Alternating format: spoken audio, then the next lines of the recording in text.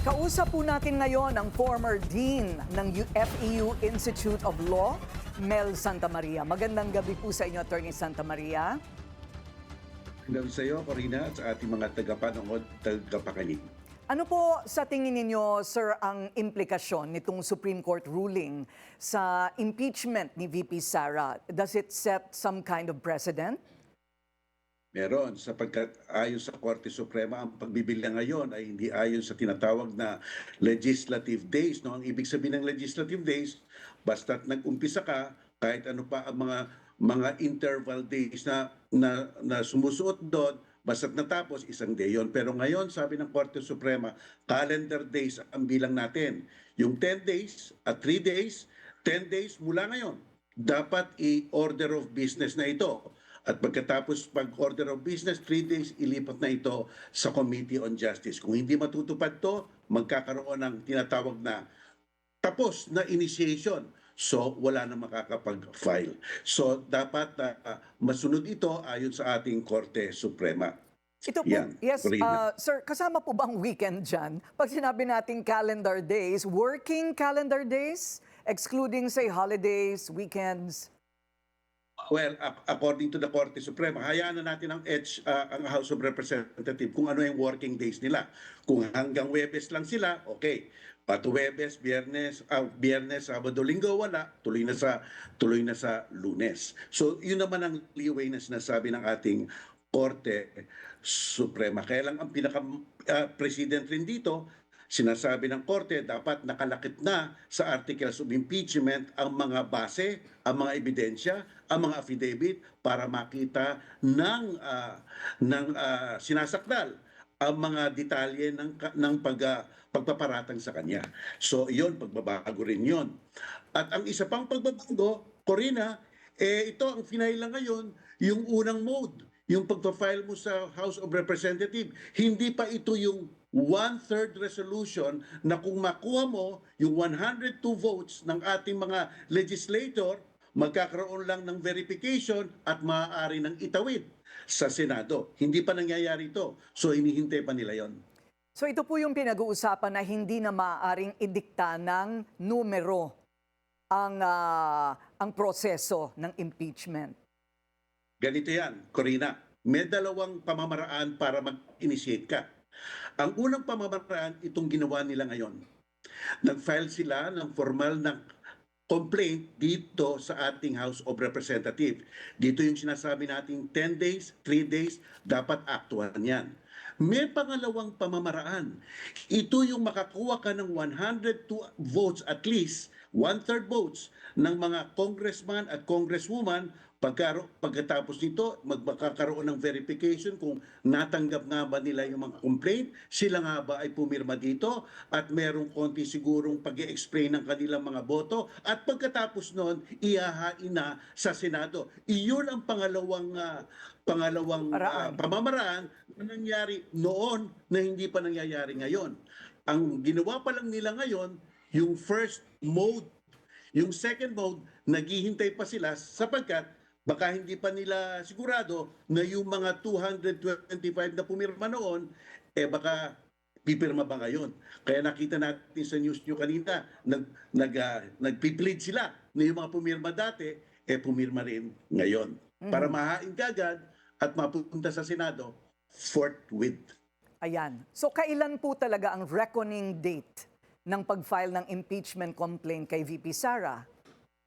Magandang tanong yan, Corina, sapagkat nga si Congressman Luis Ro umakyat ngayon sa Korte Suprema at sinasabi niya, teka muna, nakakalito na ito. Kailan ba talaga mag-uumpisa yung unang araw ng pagpa-file? January 15 ba? O February 6? Sapagkat kung matatandaan mo, Corina, nagkaroon ng resolusyon ang ating Korte Suprema na binabago ang pagbibilang ng mga working days. Sabi nila noon, legislative working day. Sabi nila ngayon sa resolution, yung nakaraan lang, calendar days. Kaya kung calendar days, umurong naging January 15 ang unang opportunity para mag-file. Pero kung susundan natin yung dating decision ng July 2025, February 6. Kaya nagkakaroon ng inertia ngayon at balita ko, at umakyat si Congressman Luistro sa sa Supreme Court para magbigay ng clarification saan nga ba. Kaya yung 102 na congressman at congresswoman na pwedeng gumawa ng one-third resolution, siguro nagwe-waiting game. Tinitignan nila anong sasabihin ng Korte Suprema. So kailangan pa palang hintayin yun. Apektado rin po ba ng SC ruling itong impeachment complaints laban naman kay PBBM? Hindi na, wala na. Sapagkat kay BBM, nasa pangalawang yugto na tayo. Yung 10 days at 3 days na comply na. Kanina lang, sinabi nila, wasto ang forma nito. May verification, may mga aligasyon, may mga paratang at lahat ng mga pumirma. Kaya bukas, February 3, dito na magdedebate. Kung ang mga aligasyon nga ay humahantong sa sufficiently grave at saka sa impeachable offense. Bukas ang bakbakan dyan. Titignan natin kung ano ang posisyon ng mga dalawang mga panig dyan. Okay, so this is a first in history that both the President and the Vice President face impeachment complaints. Meron po bang peg sa kasaysayan na ganito rin ang nangyari at kakayanin po ba natin ito?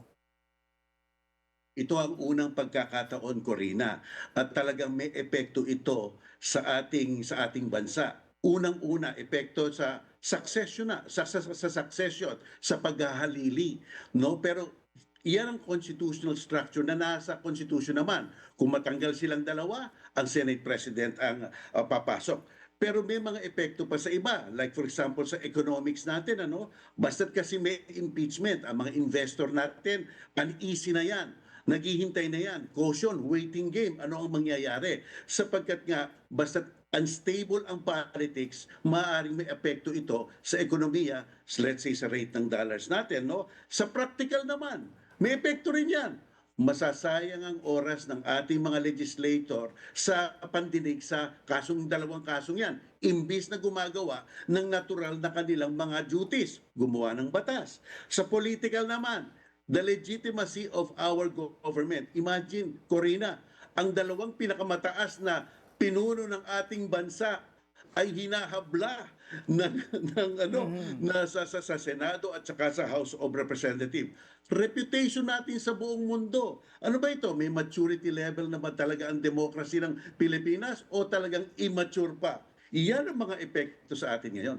Ayun. Huling tanong na lamang po, do you see that the numbers in the lower house can hasten the process of one or the other na ngayon po'y nakaharap sa impeachment complaint?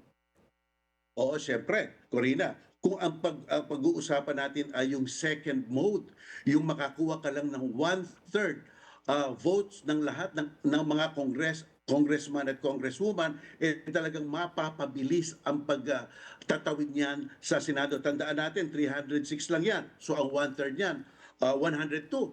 So kung makuha iyang number na yan, magkakaroon ng deliberation stage na maikli lang, verification, titignan kung nakuha ba ng mga congressman yung hard copy at digital copy, pagkatapos kung pumirma ba sila, at pagkatapos siguro pag-explainin sila ng kanilang mga decision, at pagkatapos hatid na sa Senado. So numbers game pa rin sa 1/3 resolution na yan. Maraming salamat po sa inyong oras, former FEU Institute of Law Dean Mel Santamaria. Maraming salamat po. Manatiling nakatutok sa Bilyonaryo News Channel. Sumubaybay sa aming social media accounts at mag-subscribe sa aming YouTube channel para sa mga bago at eksklusibong balita.